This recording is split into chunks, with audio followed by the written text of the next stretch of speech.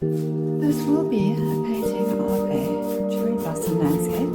I'm starting it by having sprayed the very large canvas with some water, 80 by 60 canvas, and now I'm just lightly painting on this cherry red for the underpainting with a very large synthetic brush that is making rather obvious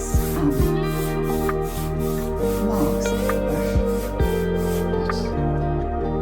but will be covered in the end. I also haven't decided whether it's going to remain acrylic painting and starting it off as acrylic, or whether I will change it to oil and just do some parts of oil. I love my little cherry blossom painting that I did in Norway. I wanted to do something like that on a larger scale. With a little lake and some other interesting things. There are so many trees, but one or two large trees so that you can really see the blossoms in detail. I've covered the canvas with red, and some of it is a bit lighter and some of it is a bit darker, and that's fine. I want the sky area to be a bit lighter and the lower end to be a bit darker. But most of my paintings I don't do like this because I always feel that the red almost sucks the colour out of the colours you put on top, so they become duller and not as bright as they could be. You need to do more layers to make them as bright. Sometimes you just want one colour to unify all the colours because it's going to be a very large painting, and to start with, like I do some of them with different colours, you know, like pale blue and pale yellow and pale pink, and blend them all together. It just takes time, and I also wanted this layer underneath to be very thin to start with. So the sky I will have to put in afterwards. First I want to, and again I'm doing something different this time because mostly I don't actually sketch on my drawings. I just paint with the paintbrush. I just sketch with the paintbrush.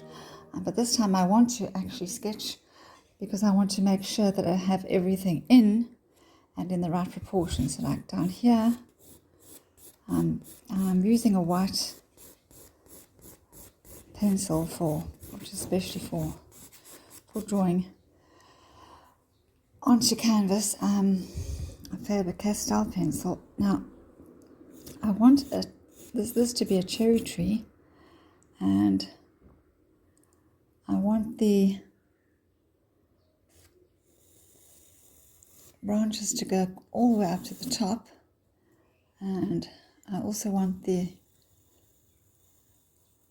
blossoms I'm not going to actually sketch on the blossoms, but I just want to make sure that there's enough space that they can all be quite large blossoms so that they can all be visible.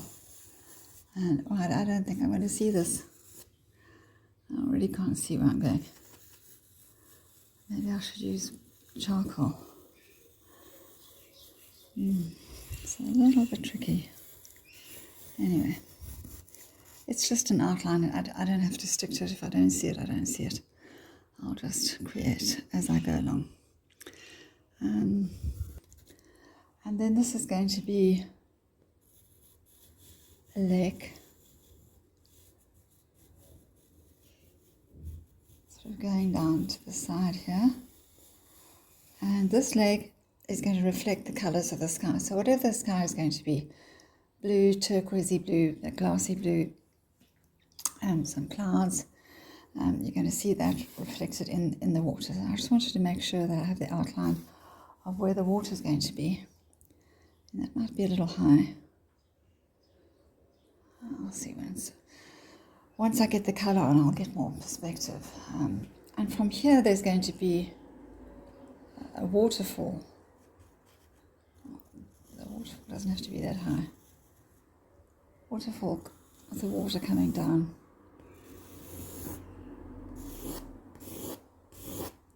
So perhaps I should just, I will make sure that there's rock inside that waterfall, and so that those are the colours I'll put in first, and then the water spilling over.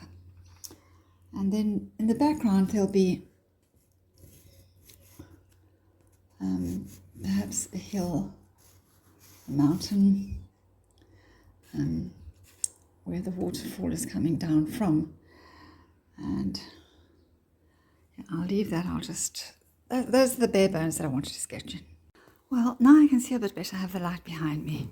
So I'm not painting in my art room because the light just isn't so good there today. It's a very cloudy day. Even when it's warm here, it's always cloudy. Well, not always, but mostly cloudy and just hazy. So that's my tree blocked in, and as you can see, it's a nice mixture of red and brown, colour of a cherry tree. And now with some black and white, I'm going to just kind of block in the rocks for this waterfall. A little bit dark, but it's okay. It's just blocking in, it's not the final colour. But you do need some dark for the white to be flowing over. And they do need to look a little bit rocky.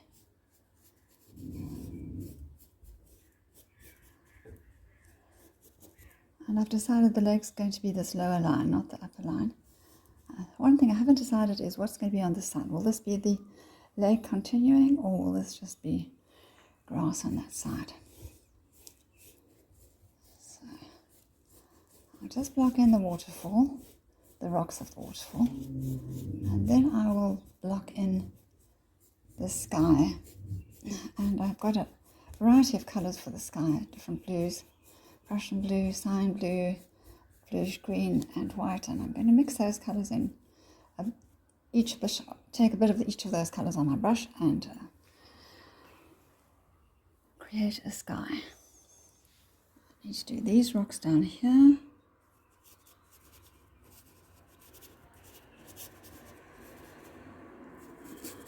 Here.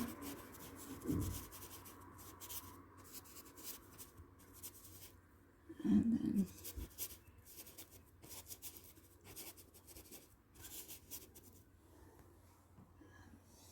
well, that's okay, they can be jutting into the lake. And then this is the mountain up here, but I'll leave that until after I've done the sky. Those are the colours. I've put them all on my brush together, and I'm just going to blend them in around the branches, and I hope I don't delete the branches. Maybe a little dark. In fact, it is a little dark for what I wanted. So I'll add some more white and lighten it up considerably. And this may be a long video. It probably will be, because it's a big painting and I want to show you as much as I can. But I'll just show you a clip of the beginning of each section so that you don't have to sit and wade through every brush stroke. My sky, and as you can see, it's all colours, and the reason is because I'm using this filbert brush, and it's a big brush, but I put little bits of the colour all along the brush, so it's not one bland colour. And I'll see how I'm going to change it afterwards, but that's how I wanted to start it.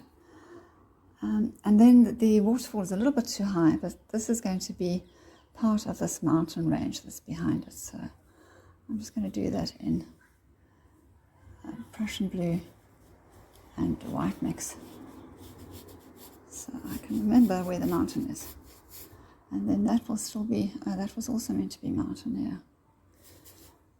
Okay. It still looks a little too high, the waterfall. So again, I might add some more of this a little bit lower down. Let me first do this, so that it's different to the colour of the sky, so I can remember what's what. And then the lake is going to reflect the colours in the sky. That's why I wanted to make sure I have the same colours on my palette this time that I do the sky and the lake. So this continues.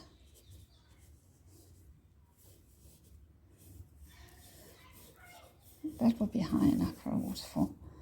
After all, it's coming, the river's got to be coming down through the mountains here and landing in this waterfall. So even that's more than high enough. The water falling in there.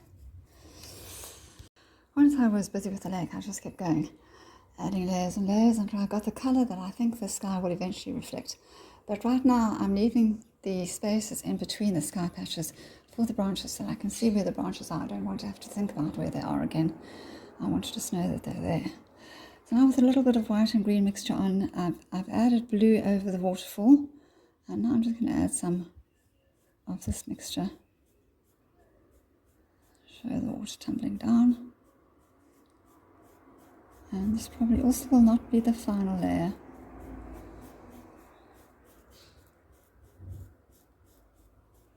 Just to get it in, so I know what's what. And it's coming from the mountain there somewhere, the river. But you're not going to really see the source. It's just coming down the mountain. A bit more white to make it sparkle. Again, I will probably add some of the fluorescent white just on the water as it falls.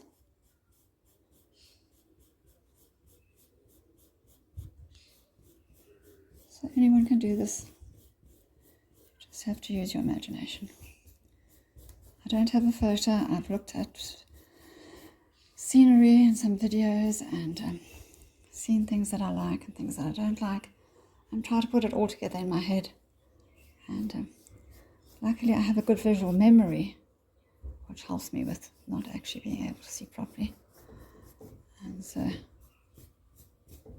can remember what I want a thing to look like.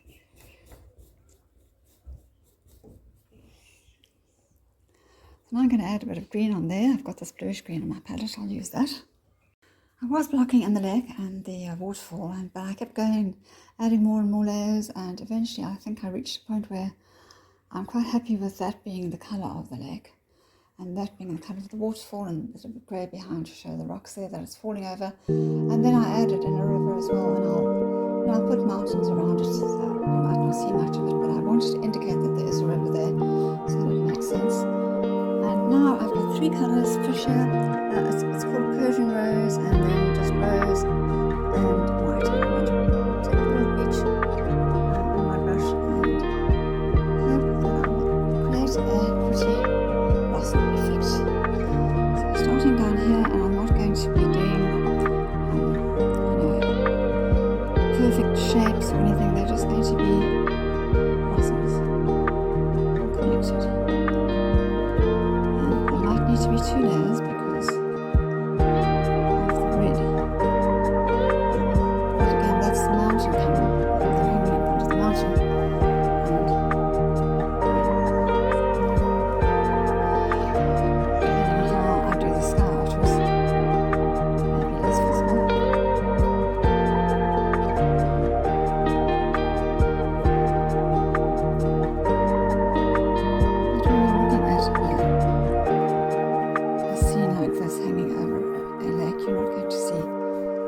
Individual blossoms, except if you're like standing right here, but then it would be much bigger than this. Everything has to be in proportion. I think something like that will be quite pretty.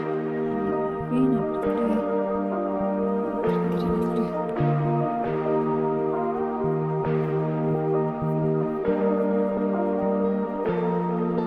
And this will just make the sky match the lake a little bit better.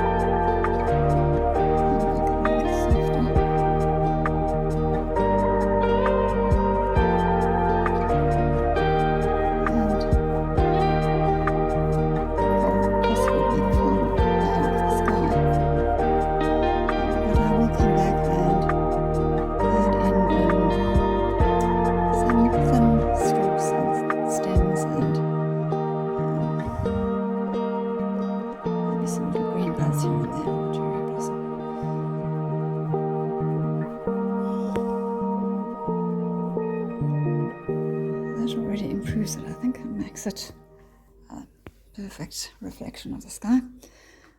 And here as well.